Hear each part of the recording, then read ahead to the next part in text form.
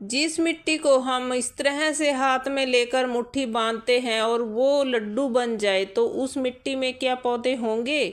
अगर ऐसी मिट्टी में हम पौधे उगाएंगे तो क्या हमारे पौधों की जड़ें जो हैं सरवाइव कर पाएंगी? और जो हमारे पौधों से फ्लावरिंग फ्रूटिंग हम चाहते हैं क्या वो हो जाएगी? जी नहीं, ऐसा नहीं होगा। ये क्लेई मिट्टी है, चिकनी मिट्टी है, लाल सी मिट्टी है, देख रहे हो, और कंकड़ पत्थर वाली मिट्टी है। तो ऐसी मिट्टी में बिल्कुल भी पौधे नहीं चलेंगे, क्योंकि वो पौधों को जो है जकड़ लेती है, जड़ों को। ना ही जड़ें चल पाती हैं, ना पौधा सरवाइव कर पाता है, और ना ही फल फ्रूटिंग देता है।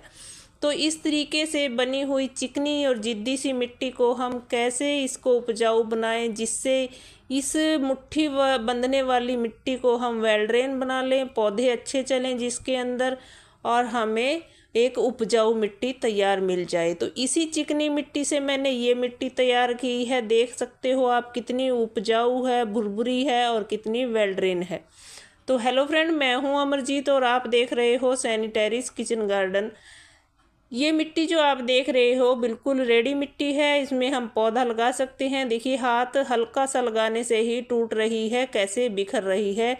तो इस मिट्टी में अगर हम हाथ ऐसे लगाते हैं तो ये जिद्दी टाइप की मिट्टी हो रही है, देख रहे हो कैसे क्लेई टाइप में है, और कैसी ये गुड़ की तरह चिपक रही है, जैसे गुड़ हो जाता है थोड़ा नरम होने पर, तो ये ऐसे ही हो रही है। और इस तरह की देखिए हल्के हाथ से दबाने से ही इस मिट्टी के ढेले टूट रहे हैं। तो ऐसी मिट्टी मैंने इसको किस तरह से बनाया है उपजाऊ पौधों के लिए, इस वीडियो में पूरा बताऊंगी। क्या क्या मिलाऊंगी, किस तरह से मैं तैयार करूंगी इस मिट्टी को, तो वीडियो को पूरा देखिएगा और लास्ट तक बने रहिए वीडियो में। अगर वीडियो अच्छा लग जाए तो प्लीज़ लाइक कर देना, चैनल को सब्सक्राइब ज़रूर कर लेना।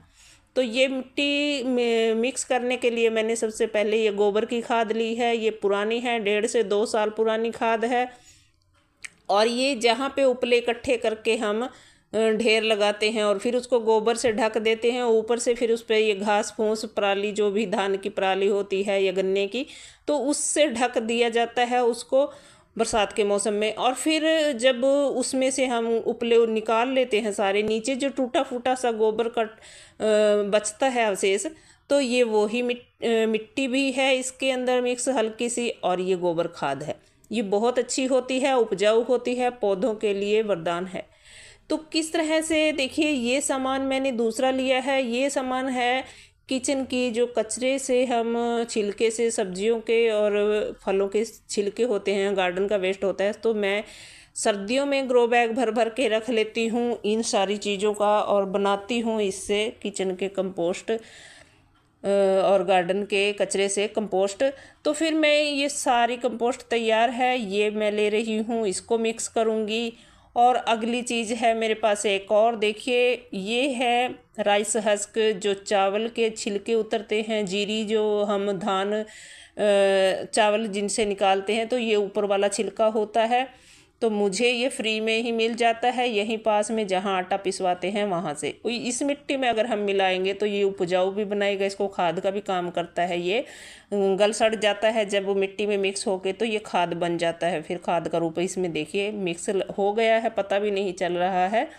और क्योंकि ये इसको टाइम हो गया है थोड़ा बनाए हुए मिट्टी को। इससे आगे फिर आती है रेत।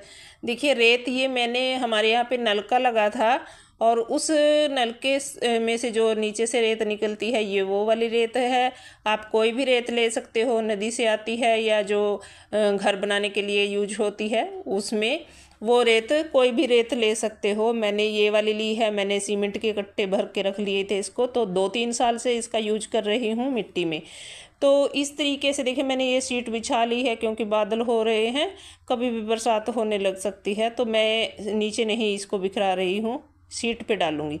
तो ये मैंने पॉलीथीन डाल लिया है, यहाँ पे इसके ऊपर डालूंगी। अभी देखिए ये एक टोकरी है, ये बर्तन जो आप देख रहे हो, ये मैंने एक रेत का ले लिया है। और रेत मैंने एक बर्तन लिया है, क्योंकि हमारी जो मिट्टी है बहुत जिद्दी है, चिकनी है, तो उसको ये भुरभुरा बनाएगा।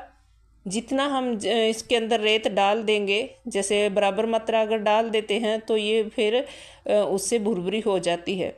जो चिकनापन है वो कम हो जाएगा, इसका ख़त्म हो जाएगा। देखिए ये एक मैंने गोबर की खाद का डाल दिया है, एक डिब्बा पूरा, क्योंकि गोबर की खाद उपजाऊ खाद होती है और पौधों को ग्रीनरी देती है।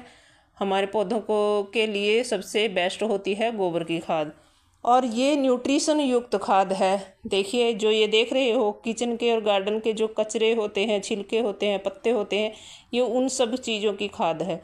तो ये न्यूट्रिशन देती है हमारे पौधों को। तो मिट्टी में कितने सामान हमारे मिल गए हैं, और एक भाग ही मैं इस मिट्टी का लूँगी। तो देख रहे हो एक भाग मिट्टी का मैं इसलिए ले रही हूँ क्योंकि मिट्टी आप देख रहे हो कितनी ज़्यादा चिपक रही है, चिकनी है। अगर हम इसमें ये इतना सामान ना मिलाएं तो ये भुरभुरी नहीं होगी, वेल ड्रेन नहीं होगी और उपजाऊ नहीं होगी। तो इतना ही भाग मैंने इस मिट्टी का ले लिया है। अब इसके अंदर ये राइस हस्क हम कम ज़्यादा कर सकते हैं क्योंकि ये खाद का ही काम करेगा, लेकिन मैं इसमें एक ही इतना ही बर्तन ये भी मिक्स कर रही हूँ। तो इसको हम कम ज़्यादा कर सकते हैं क्योंकि इससे वेल ड्रेन रहेगी मिट्टी, पानी बाहर निकलेगा। बरसात का मौसम है तो पानी इसके अंदर बिल्कुल भी नहीं रुकेगा और इससे खाद भी बनेगी।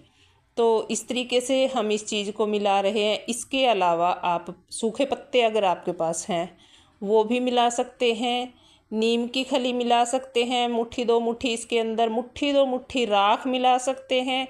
और जो हमारे नीम की खली अगर ना हो तो आप इसके अंदर हल्दी मिला सकते हैं, 2-4 चुटकी हल्दी मिला दीजिए। तो अगर आप फंगिसाइड वगैरह डालते हैं तो वो भी डाल सकते हो, लेकिन मैं सिर्फ ऑर्गेनिक चीज़ों से इसको तैयार करती हूँ और सिर्फ यही चीज़ें मैं फ्री की ही ज़्यादातर यूज करती हूँ। क्योंकि अगर गार्डनिंग कर रहे हैं, टेरेस पर शौक़ पूरा करना है तो हमें ऐसे सामान ही डालने चाहिए। अगर हम ज़्यादा महंगा शौक़ रखेंगे तो फिर तो ज़्यादा महंगाई हो जाएगी, बजट गड़बड़ा जाता है क्योंकि काफ़ी ज़्यादा महंगी चीज़ें आती हैं, जैसे कोकोपीट हो गई। और हमारे यहाँ तो पता नहीं, मैंने तो पता ही नहीं किया कि कभी यहाँ पूछा ही नहीं मिलती भी होगी या नहीं।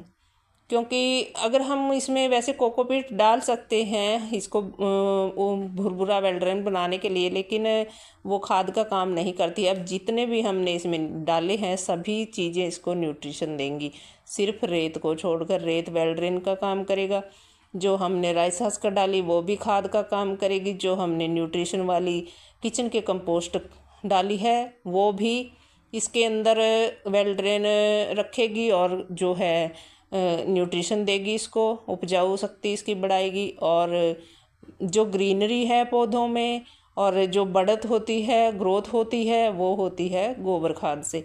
तो इस तरीके से अगर हम ये मिला लेते हैं तो हमारी अच्छी मिट्टी तैयार हो जाती है। इसमें हम कोई भी पौधा चला सकते हैं, इस तरीके से गार्डन अपना बना सकते हैं। तो अगली वीडियो में फिर मिलते हैं। अगर आपको वीडियो अच्छा लगा हो तो लाइक कर दें।